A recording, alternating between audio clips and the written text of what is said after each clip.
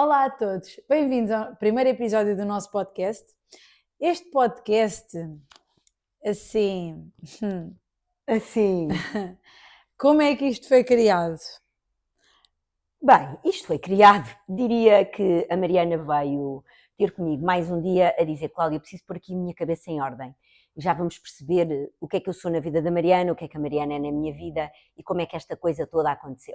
Para vos dizer que eu disse-lhe a ela: epá, olha, o ideal eram estas conversas serem gravadas porque tenho a certeza que muita gente ia se identificar e, principalmente, iam dar muitas gargalhadas, que faz bem sempre ao pessoal. Então eu disse: Mariana, que tal na próxima sexta-feira fazermos aí umas coisas? E ela: estás a gozar? E eu: bora lá! E ela: mas é a sério? E eu: claro que sim! E o que é que a Mariana faz? Traz todo o seu apetrecho de material, sentamos no eterno sofá da minha casa a conversar, como sempre, e estamos aqui no mundo para vocês. Another day in the office, mas com uma câmara e os microfones hoje. Uma realidade, estes pompons ficam mega fashions sempre nos nossos looks, ok? Então, nós achámos que as nossas conversas eram demasiado preciosas para ficarem só neste sofá e só nestas quatro paredes e decidimos trazer-vos connosco para aqui. Hoje vamos começar por contar um bocadinho da nossa história, como é que viemos aqui parar, a nossa história pessoal e a nossa história. E por isso eu vou começar por perguntar à Cláudia como é que vieste parar a este mundo da terapia, o que é que tu fazes, o que é que tu não fazes, para os nossos, como é que se diz? Para os nossos ouvintes. Ouvintes? É ouvintes. Ouvintes. Estava a pensar em podcast. Para os nossos ouvintes perceberem também um bocadinho do que é que tu fazes e poderem conhecer-te um bocadinho, porque tu és mais recente neste mundo digital, não é? É verdade, isto foi uma luta. A Mariana desde sempre disse: mas porquê é que tu estás escondida? E eu: porque eu não quero aparecer. E depois a seguir, pronto. Que eu ia ser a pessoa, eu ia ser o Tony Robbins e ela ia ser a pessoa que estava atrás do Tony Robbins. Esta conversa foi há muito pouco tempo. Verdade, verdade. Eu tipo, oh Jesus, a sério, mal empregada, mas pronto, está tudo bem. Foi mais ou menos isso. Então, para começar, a minha história começa com a minha própria história de vida e nós vamos estar entre aqui e aqui, porque afinal é uma conversa entre nós as duas. Vocês é que estão a fazer spoiler à nossa conversa, ok? Então, a minha história começa, como todas as histórias começam, com uma data de tropeções que a vida nos faz dar, se calhar para podermos crescer. E com os meus 18 anos, eu tenho a minha primeira depressão porque era uma nerd a estudar. E eu queria muito estudar muito porque era uma coisa que me dava muito prazer. Tudo o que é sem medida dá mau resultado. Que foi o que aconteceu. Portanto, nas vésperas do exame, o médico disse: olha, no máximo que pode fazer é estar aqui 2 dias sem luz, sem som, sem nada, para ver se o seu cérebro volta a recuperar alguma energia e consegue fazer o exame nacional aos 18 anos. Sim, foi isto que aconteceu. Depois disto... Eu não sabia disto. Ela vai descobrir muita coisa Eu vou juntamente descobrir com muita vocês. coisa, ela é uma caixinha de surpresas, eu vou sempre descobrindo mais. Sempre não parece, mas isto, ela já não tem 20 anos, portanto... É um facto.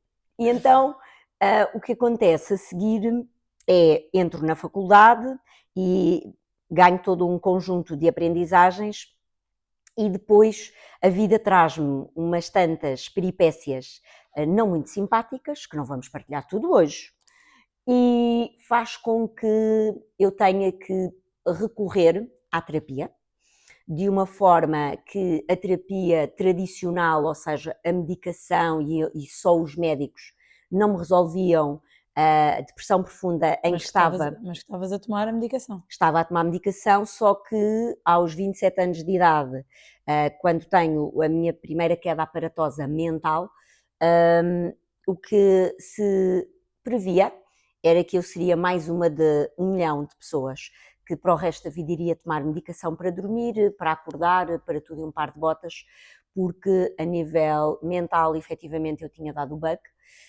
por um acontecimento da minha vida. E o que acontece é, eu olhei-me ao espelho e disse: estás um caco, mas tu não vais ficar dependente de medicação. Então é aqui que entra a minha caminhada da terapia e da terapia holística, em primeiro lugar, e depois toda esta forma de como é que o nosso cérebro processa a informação, qual é o impacto que ela tem, e o caminho foi longo. Qual é que afinal. foi a primeira terapia que procuraste depois do... A primeira terapia que eu encontro Sim, é a acupuntura misturada agora não me lembro o nome da outra terapia, mas foi um conjunto de terapias muito viradas para a parte da medicina chinesa. ok. Assim é mais fácil de dizer. Portanto, a medicina chinesa entra na minha vida para me ajudar a equilibrar a nível emocional, principalmente, ok? O meu grande objetivo era conseguir dormir sem medicação e o segundo objetivo era ser funcional mentalmente sem químicos. Sem químicos no sentido de eu tinha que conseguir, a nível interno, fazer todo o meu processo de maneira que eu conseguisse ser funcional novamente. Claro. E, portanto, foram 7 longos anos de muita aprendizagem. Eu costumo sempre dizer, e hoje em dia digo isto, que é as pessoas que vêm às nossas consultas, que já lá vamos falar também sobre isso, eu costumo dizer que elas marcam o encontro com elas. E só quando isto acontece é que a magia acontece verdadeiramente. E a magia é a magia que começa por nós as duas, tal como tu irás contar um pouco da tua história. E, portanto, a terapia, a medicina chinesa entra e depois percebo que... E estamos a falar que tu já tiveste 9 anos a tomar medicação. Sim. Dos 18 aos 27. Sim, era uma medicação leve, certo. Na altura, mas sim, era medicação não sempre regular, mas era de vez em quando lá ia a muleta, de vez em quando lá ia a muleta. E depois, aos 25, portanto, tenho uma crise bastante grande e faz com que eu diariamente tenha que a tomar. E eu disse, não é isto que eu quero. Fiz o desmame, como é óbvio, porque nós não somos super-heróis e o nosso cérebro, não lhe podemos dar um boost de químicos e depois tirá-los de repente, que isto é muito mau para a nossa saúde. E, portanto, faço o desmame e, ao mesmo tempo, tenho acompanhamento de terapia, tanto na medicina chinesa como depois nesta terapia mais de conversacional, que hoje em dia se percebe que é a mentoria ou coaching, para me poder ajudar a perceber melhor e a saber como é que eu consigo ganhar autonomia, não de fazer tudo sozinha, mas de poder caminhar sem estar sempre na ajuda do outro, porque acho que é isso que se pretende. Ok, e depois medicina chinesa, e depois a partir daí foi um longo caminho, e quando é que tu decidiste que estava na altura de ajudar as outras pessoas? Exato. Porque tu eras professora, não é? Eu era professora, exatamente, eu fui professora durante 22 anos, já estão vocês aí a fazer contas, sim, ainda não vou dizer a minha idade, mas sim. Fui professora durante 22 anos e foi muito engraçado porque eu só sou professora, não pelo curso, porque eu tiro matemática aplicada, ramo estatística, mas eu amava ensinar. E aos 19 anos sou desafiada por uma mãe que tem um filho, aos 19 não, aos 20, por uma mãe que tem um filho no 12º ano e que diz, Cláudia, tu gostas tanto de matemática, ajuda lá o meu filho. E então, o meu primeiro aluno de explicação é só um aluno de 12º ano, estava eu no meu 2º ano de faculdade. E o meu pai foi o grande impulsionador da minha vida para eu ser professora, porque quando eu acabo o curso e começo a pensar o que é que vou fazer para trabalhar, entro na Caixa Geral, na altura os estágios eram pagos. Não sabia disso. Entro na Caixa Geral como programadora informática. Uau! Uau, é verdade, eu. E foi uma experiência muito engraçada. Não estou a perceber disto, é muito surreal. Foi uma experiência muito engraçada e eu gostava muito de ensinar e foi o meu pai que me levou, na altura os concursos eram em distrito em distrito, nós íamos fazer os concursos e o meu pai diz, Cláudia, vamos lá concorrer. E eu disse, eu vou se tu fores comigo. Então eu parecia a menina na escola primária com 24 anos, menina do papá, com 24 anos, e lá leva o paizinho pelo pulso. E lá fomos os dois fazer os concursos e é o meu pai que no meio daquela confusão toda, que aquilo era uma loucura na altura, que me ajuda a fazer todo o processo e eu entro como professora nessa altura. E, portanto, entro nesta carreira de professor e o que é que acontece? Assim, como experiência número 0, 24 anos, primeira escola, alunos da Margem Sul, no 9º ano, com uma média de 17 Ela anos. é orgulhosamente a Margem Sul. Eu sou orgulhosamente a Margem Sul. Ela adora dizer isto. É um facto. Às vezes com boné na cabeça. É verdade também. Hoje é modo mais terapeuta, que afinal a seguir vamos trabalhar. E então, lembro-me perfeitamente, parecia uma garota a entrar na escola e tanto que o senhor no portão disse, o seu cartão, menina? E eu disse, eu venho-me apresentar, é o meu primeiro dia de aulas. E o senhor ficou incrédulo, do género, como assim? E eu, exato, eu já tenho 24 anos, ok? E lá entrei, Super adulta. super Foi adulta. ao concurso com o pai, mas eu tenho 24. Exatamente, exatamente. E então apanho uma turma de 18 anos, uma turma com média de 17, 18 anos, de 9º ano, a pior turma da escola, porque era assim, os professores antigos ficavam com o bonzinho e os novos que apanhassem aquilo que fosse. Então apanho em 2 das turmas alunos com deficiência. Uma aluna com uma doença degenerativa e apanho um aluno com um déficit cognitivo. Pronto. E eu sou filha de uma mãe de educação especial. Tua mãe era professora? Minha mãe era professora, começou como auxiliar de educação, entra como educadora e faz parte da primeira turma do nosso país dos professores de educação especial. Pronto. E então acompanho desde miúda o percurso da minha mãe, da escola supostamente inclusiva, Claro. que naquela altura ainda era tudo muito separado, e hoje em dia, apesar de eu não acreditar na inclusão da forma como as escolas fazem, mas sei que fazem o melhor que conseguem e já é ótimo comparativamente ao que a minha mãe fazia. E então é este percurso que me faz acreditar que todos os alunos são pessoas. E como pessoas que são, merecem ser entendidos, e mesmo que a matemática não fosse o percurso de vida delas, que eles teriam de ser funcionais de alguma forma e que fazia parte do processo de aprendizagem, aprenderem, nem que fosse a matemática funcional. E é assim que depois, ao longo dos anos, eu percorro o primeiro mestrado depois que abro no nosso país também dentro dos problemas emocionais e cognitivos. Eu tiro a primeira especialização e depois abre, anos mais tarde, a primeira turma de mestrado em Portugal, que eu tirei déficit cognitivo e multideficiência. Pronto, e isto tudo, eu era novamente a mais pequenina, porque nestas turmas entravam os professores mais graduados, como é óbvio, os que têm mais experiência, porque é estes que notam essa necessidade. Que notam esta necessidade e que o Estado quer que depois, com a sua experiência, ganhem a bagagem para ensinar aos mais novos. Mas eu consegui entrar, foi muito engraçado, eu era a júnior da turma, portanto, eu na altura tinha 30 e poucos anos, e a colega assim, mais próximo de mim tinha mais 10 anos do que eu, e o resto era tudo para cima. Mas foi uma experiência muito, muito inspiradora para mim, ver tanto percurso, e isto dá-nos muita bagagem. Pronto, e isto tudo porquê? Porque eu fui uma eterna insatisfeita que na sala de aula eu tivesse que ser só professora de matemática. Então é esta bagagem toda que me traz a querer ajudar os outros. Sim, eu lembro-me quando te conheci, tu ainda eras professora o tempo inteiro, não? Sim.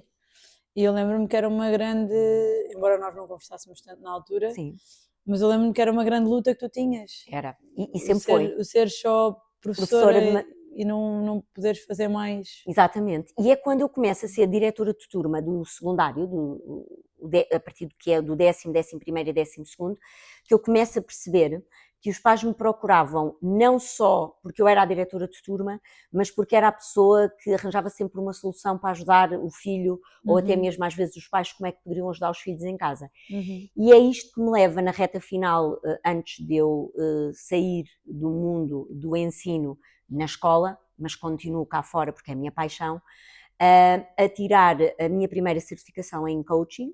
E como diz a minha mentora de coaching, que foi a Cristo Carvalho, com quem eu tirei a minha certificação, não há coaching da A, B ou C, obviamente que hoje em dia há muitas especializações, mas acima de tudo todos temos de ser coach. E coach é ajudar os outros a entenderem-se mais do que outra coisa. O que é que acontece? Aprendo muito, mas eu sou de forma inata uma mentora, que é, eu acho que isto vem do facto do meu curso de matemática, da tanta programação que fiz e que as pessoas não me identificam isso, que é quase como as pessoas começam a falar e eu começo mentalmente a arrumar as coisas e a ver o puzzle todo a ser montado.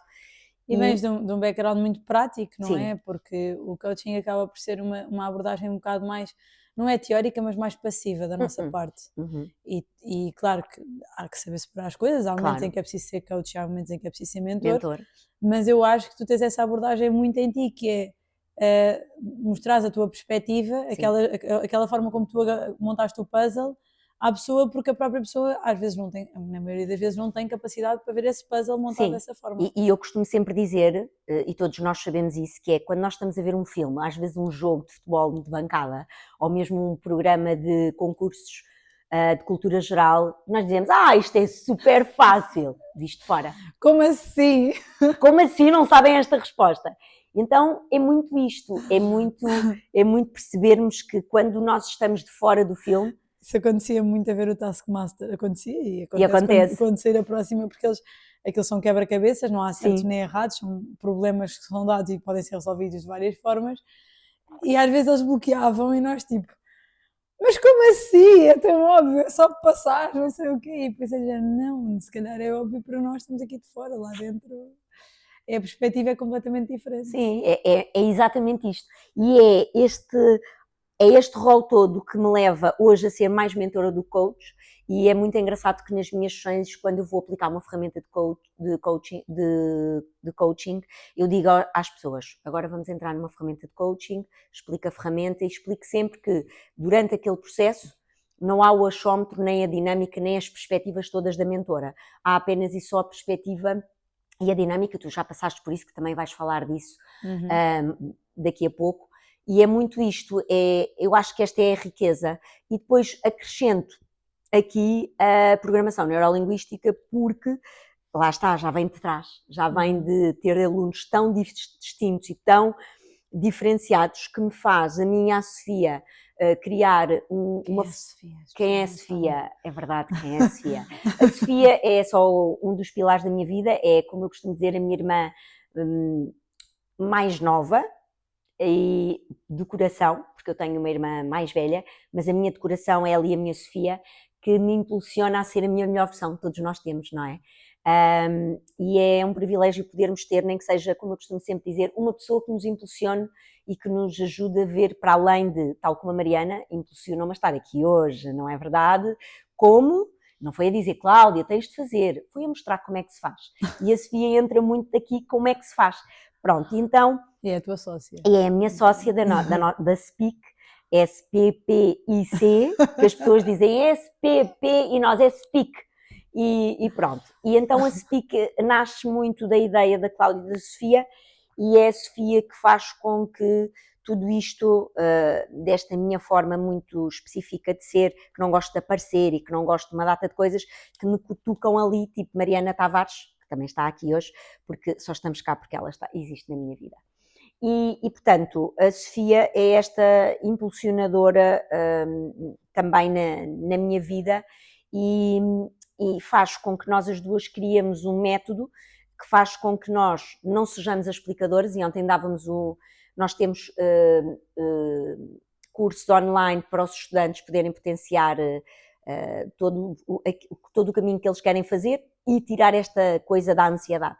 E eles diziam que uma das coisas que mais gostavam em nós é que nós não éramos explicadoras, nós éramos mais do que isso e que os víamos como pessoas. E isto vem muito da base que eu trago desde a escola. E, portanto, é esta coisa de querer ver o outro como ser, independentemente do cargo que ele ocupa, porque o cargo não é o nosso ser, é o nosso fazer. E ser somos todos. E é só uma coisa, não é? E é só uma coisa, exatamente. Tens o teu cargo da mesma forma que és tia, da mesma forma que és irmã, da mesma forma que és mãe. Exatamente. E às vezes é tipo, quem és tu? Eu sou professora. Não, eu sou... E o resto? Exatamente. Isto é só um ínfimo do que nós fazemos, não do que desempenhamos na vida. E pronto, e é assim que depois nasce este método de forma de ajudar os alunos a quebrarem aqui um bocado este estigma de que não conseguem alcançar o que querem, e depois trabalhar isto com os pais e torno-me assim terapeuta, obviamente sempre na primeira pessoa para me ajudar a mim. Este caminho todo que faço vem desta minha depressão, de lá de trás, que é, eu tenho que conseguir ser mais do que aquilo que me estão a dizer. Olha, você vai ser dedicado ao resto da vida. Não, eu vou ser aquilo que eu quero. E é neste caminho de busca que quase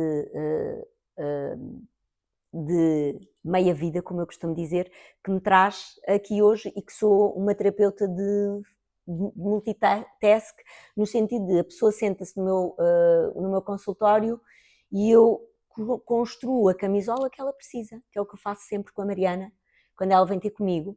E é engraçado que a Mariana hoje, quando vem para que eu lhe teça mais um bocadinho da camisola dela, ela ajuda-me também a tecer a minha, porque as conversas são tão ricas que fazem com que depois haja aqui um trabalho muito mútuo das duas pessoas. Ela sempre disse que um dia eu lhe ia fazer coaching com ela, disse, não, isso nunca na vida vai acontecer, que eu sou muito pequenina, e ela, não estás a perceber, um dia vais ser tu a fazer-me coaching. Estamos quase a chegar lá, ela já Estamos começa quase. a fazer sem saber, É verdade. mas pronto, mas estamos quase a chegar lá. Então assim. hoje em dia tu és explicadora, que não é só explicadora mentora em esteroides, não é? Sim. Explicadora mentora. Uhum. És coach, és mentora, és mais hipnoterapeuta, que foi tipo assim o sonho. O sonho. Não é? Fala só um bocadinho da hipnoterapia. Eu falo, a hipnoterapia, eu não sou uma hipnoterapeuta convencional, como acho que não sou nada convencional. Eu sou assim uma convencional, não és coach convencional, não é? A hipnoterapia entra porque eu começo a ter no meu consultório pessoas que há muitos traumas. Há uma coisa, para mim, é muito clara, que é, as pessoas não querem só a hipnoterapia e as pessoas não querem só a mentoria com coaching. As pessoas precisam do mix das duas coisas, que é, ainda ontem falava com uma cliente minha que dizia, Cláudia, agora eu não preciso de hipnoterapia porque aquele trauma eu já resolvi. Agora eu quero avançar para o meu negócio A, B ou C, que ela vai fazer agora este ano, e ela dizia-me, agora eu preciso da mentora ou coach. Eu preciso que me organizes aqui as minhas ideias. Parece a Mariana, quando Exato. Às vezes liga a Cláudia. Hoje preciso da Cláudia. Agora só preciso da coach, está bem? Agora vais meter o resto de lado, não quero a tua opinião para nada, porque depois isto é uma relação em que há muita opinião, não é? Tipo, devias fazer assim, devias fazer assado. Pronto. Então há dias em que eu digo, eu não preciso de opinião nenhuma, eu hoje só preciso de me ponhas a pensar. Exato. Guarda lá a tua opinião para ti. E a hipnoterapia entra muito, a minha hipnoterapia é muito feita à base da programação neurolinguística. É muito prática. É muito prática, sim. Ou seja, a pessoa vem e diz assim, por exemplo, eu tive uma cliente minha que tinha há 40 anos que não tinha fobia de cães. E, portanto, eu chego ali e, efetivamente, eu lembro-me, de me lembrar o resto da vida, nós fizemos 3 sessões só para aquela situação. E ao fim de 3 sessões, ela manda uma fotografia a fazer festas ao cão da quinta dela. Que era impensável. Que era impensável, a chorar, a dizer obrigada por me libertares. E eu disse, não, foste tu que marcaste encontro contigo. E este verão passado, também me aconteceu uma cliente que já estava num processo de ansiedade e depressão há muitos anos e não conduzia, por exemplo, para Lisboa. E lembro-me no verão, ela mandar-me uma mensagem a dizer, Cláudia, não há palavras, eu arrepio-me sempre que me lembro desta história, não há palavras que descrevam aquilo que é, passado 30 anos, poder passar a ponte e vir trazer os meus filhos à praia, que já são grandes. E ela disse, era impensável isto acontecer, da mesma forma que passar férias mais do que 3 dias fora da minha casa sem entrar com Victam para dentro da goela, como ela dizia, para poder continuar o resto da semana de férias, é impensável. Ela diz, eu não sei o que é que aconteceu cá dentro, mas eu sei que não sou a mesma pessoa. E acho que a hipnoterapia no nosso país tem um grande caminho a percorrer, porque infelizmente há o estigma e infelizmente ela é mal usada em algumas situações. Como tudo na vida, como não é? Tudo. Temos bons e maus profissionais em todas as áreas. Sim. Os médicos são médicos, os psicólogos são psicólogos e... Eu digo sempre... Há bons e maus na mesma. Sim, portanto... tanto que eu, no meu trabalho, eu digo sempre... Há pessoas que vêm e dizem, eu estou no psicólogo. Eu disse, ainda bem. Olha, na semana que tem psicólogo, não tem a minha terapia. E vamos alternando, porque eu acho que todos nós somos úteis, todos nós somos muito importantes, demos o nosso contributo para a pessoa. E há espaço para todos. Há espaço para todos. E é assim que a Mariana entra na minha vida, sim, porque agora vamos entrar na Mariana, já chega de falar da Cláudia. Como é que a Mariana entra na minha vida? Com uma cliente minha, que também não é só cliente, já é a minha cliente há muitos anos, já comecei por acompanhar o filho como mentora escolar, passo como mentora de vida, e depois começa a acompanhar o pai e a mãe a nível empresarial. hoje em dia também já acompanha a filha mais nova, e a Mariana entra desta maneira. Eu lembro-me perfeitamente de a Elsa, que espero que um dia ouça este nosso podcast, a dizer: Cláudia, quero oferecer uma sessão à filha de uma grande amiga, que eu acho que ela está a precisar. E pronto, ela vem à Cláudia. Na altura era assim que as pessoas falavam, ainda era muito, e ainda hoje é às vezes, olha, vai à Cláudia. E cada um tem a percepção da Cláudia, como eu costumo dizer, como que vem para aquilo que quer fazer. Às vezes mais fechados não veem tanto, às vezes mais abertos e veem o mundo, como a Mariana. E a Mariana viu o mundo porque ela vinha completamente aberta. Lembro-me perfeitamente, estávamos no meu antigo espaço, o meu e o da Sofia, do nosso Speak, que antigamente tinha outro nome, e é assim que a Mariana entra, a Elsa oferece-lhe a primeira consulta. É verdade. Em 2017? Não. Foi da primeira vez que a minha mãe teve doente? Sim, 18. Eu acho não, então não foi da primeira vez. A minha mãe ficou a segunda vez em 2018. Exato, foi em 2018, no final do ano de 2018. Sim.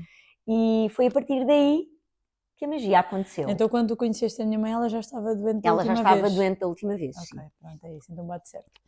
Sim, então, só um pequeno resumo. A Mariana sempre foi muito bola para a frente, não é? Sempre vivi muito num mundo muito masculino. Os meus primos eram todos homens, o meu pai tinha uma empresa de transportes, eram camionistas lá por casa, não é? Portanto, eu sempre vivi num mundo muito masculino e sempre vivi muito bem com isso. Eu era muito feliz nesse mundo e sempre fui.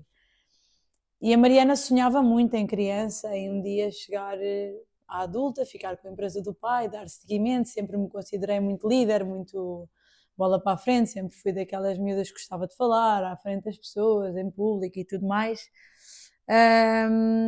Sempre fui boa aluna, minimamente, não era aluna de 5 a tudo, mas estava bem. Aos 13 anos, os meus pais perdem a empresa, entrou numa falência gigante, perdem a empresa, a casa, e aí desapareceu a Mariana.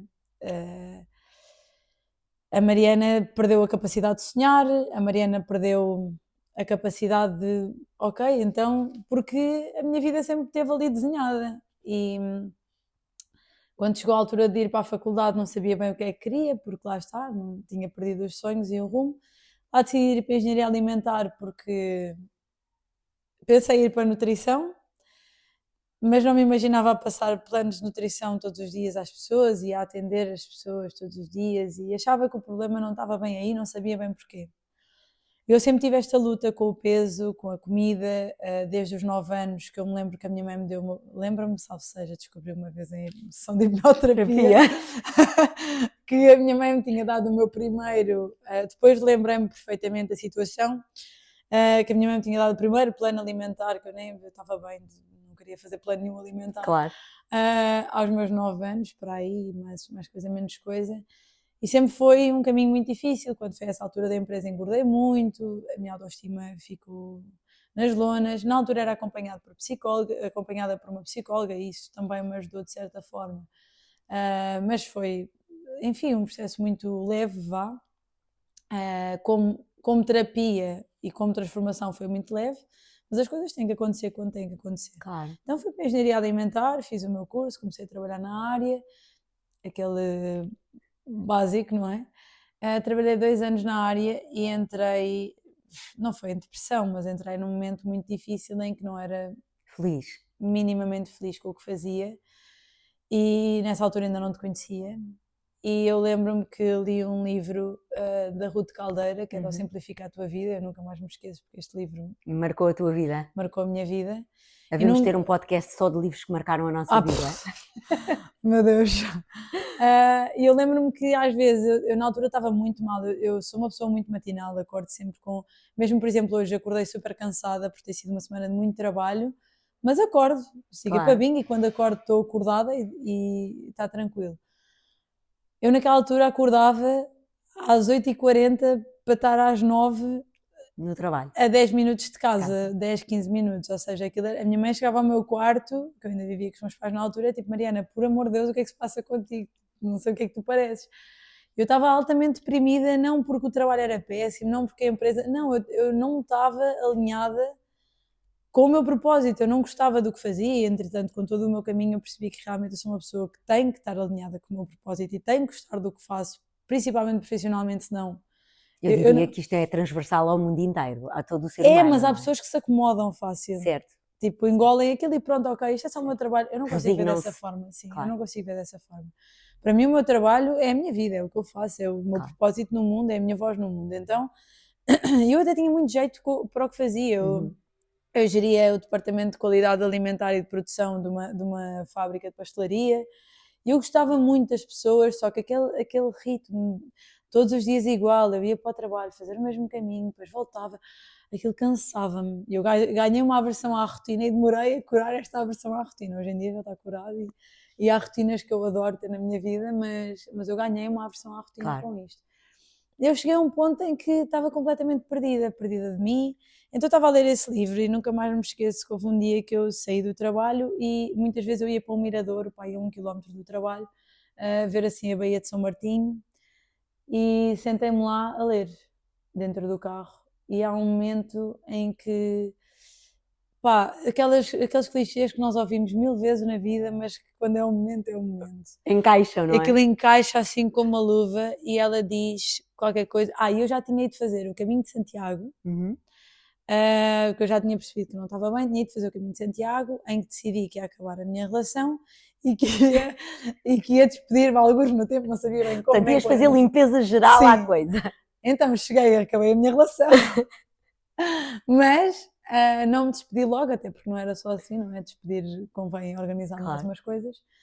Naquela altura acabar uma relação era só acabar uma relação, porque nem sequer vivíamos juntos, não havia problema nenhum.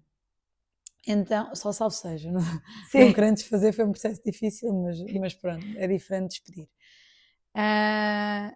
E então eu lembro-me que aquilo, ela disse qualquer coisa como a nossa vida é demasiado curta para vivermos infelizes, assim uma coisa super clichê, mas que naquele momento e com todo o background que ela tinha dado antes, aquilo bateu-me ali de uma forma, eu pensei, não, o que é que eu estou a fazer à minha vida? Eu tenho 22 anos. Era a deixa, aquela deixa que vem no filme e tu dizes, é aquilo! Eu tinha 22 anos, eu estava a agir como se tivesse 40 anos, com filhos para criar, com uma casa para pagar. Eu tinha 22 anos e vivia em casa dos meus pais.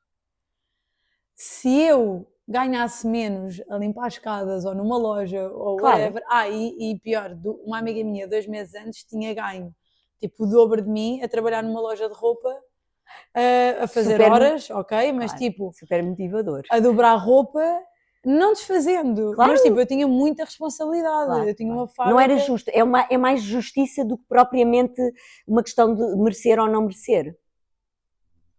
Exatamente, tipo, não tem a ver com a pessoa não merecer aquele valor. Agora, caraças, eu tinha uma fábrica inteira ao meu encargo, estamos a falar de que eu tinha auditorias, eu estava uma semana, peço desculpa, de diarreia.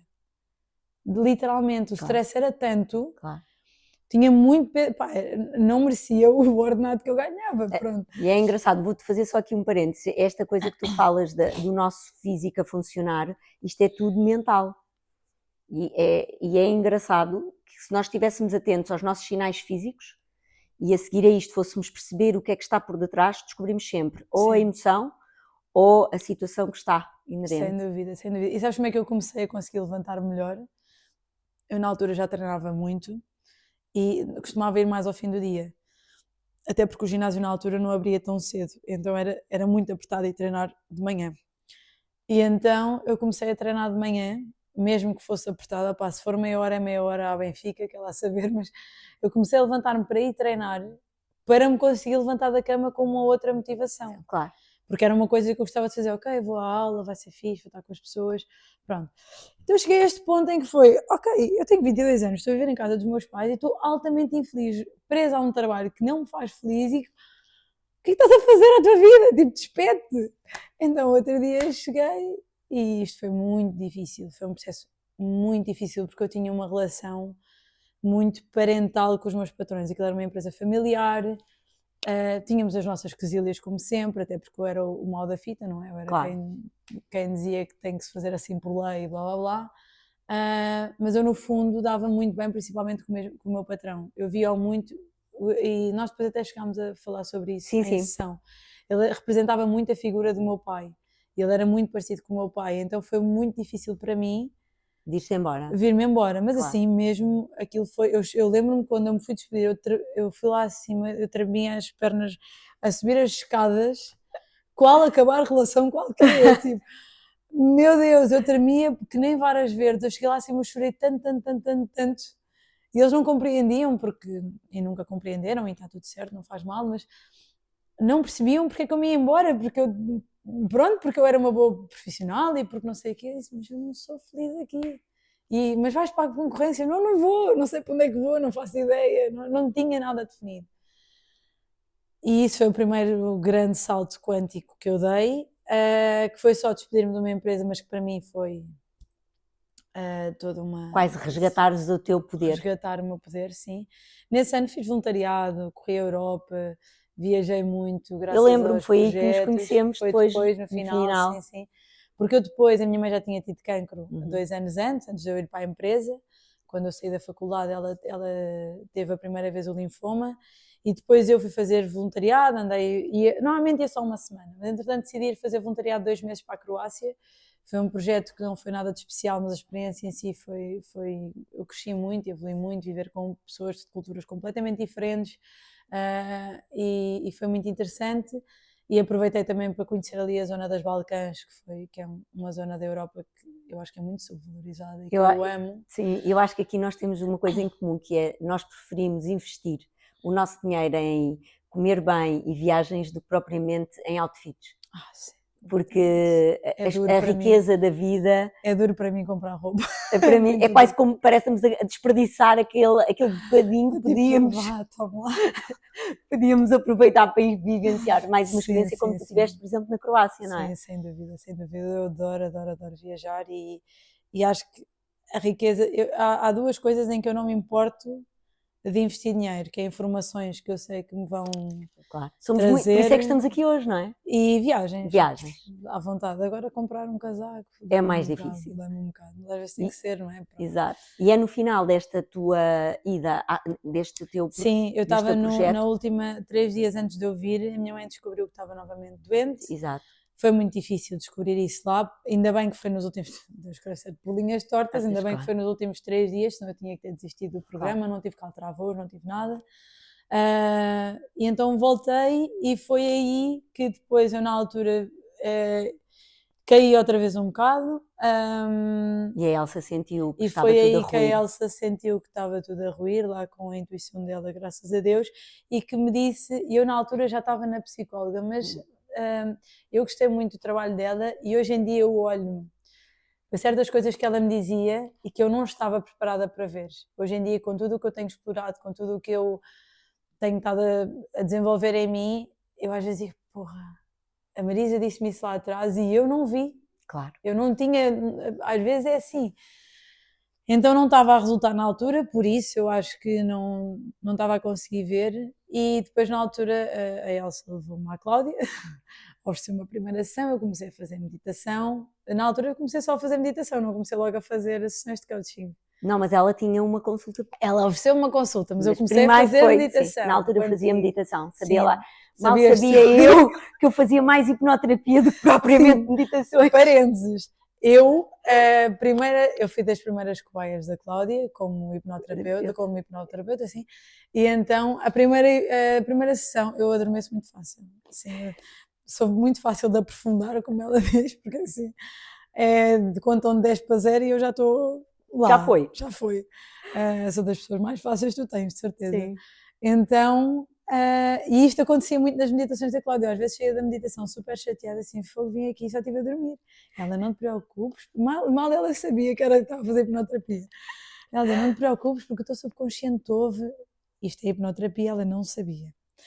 E então, e comecei a fazer as meditações, que já eram hipnoterapia, não é? Só para terminar, a primeira sessão que eu fiz, acabei, ela, então como é que te sentiste?